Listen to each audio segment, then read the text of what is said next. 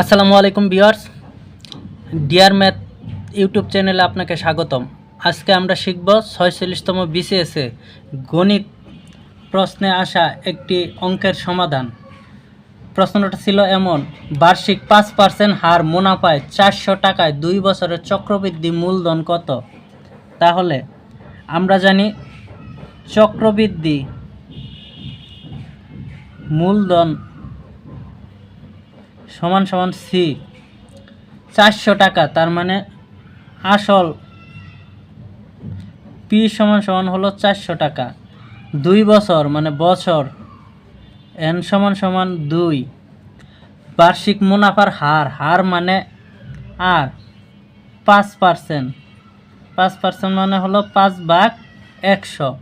তাহলে আমরা চক্রবৃদ্ধি মূলধনের ক্ষেত্রে সূত্র জানি। আমরা জানি চক্রবৃদ্ধি মূলধন সি সমান সমান P 1+r whole to the power n। এখন এখানে পি সমান সমান মানে আসল সমান সমান হলো 400, 1 যোগ আর এর মান হলো 5/100 whole to the power n এর মান হলো 2।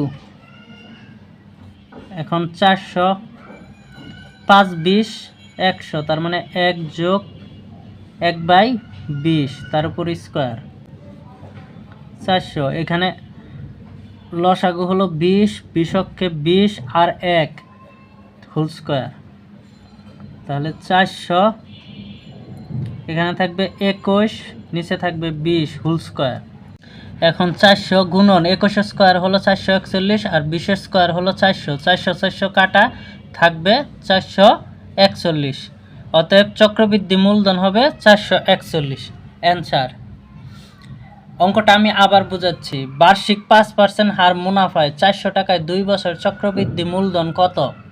তাহলে এখানে 5% হার, তার মানে আর দেওয়া আছে 5%, 5% মানে 5/100।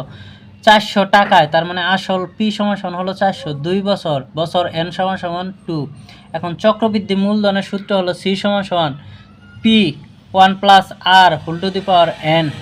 এখন আমরা পি হলো আসল 400, 1 যোগ আর হলো 5/100 তার উপর স্কোয়ার 400, 1 যোগ 5কে 5 5 20 100 5/20। এখন লসাগু 20, 20কে 20 আর যোগ 1 21, 21 স্কোয়ার মানে 441, 20 স্কোয়ার মানে 400, 400 400 কাটা গেলে 441। এটা হবে অ্যান্সার। এটা 46তম বিসিএসে এসেছিল।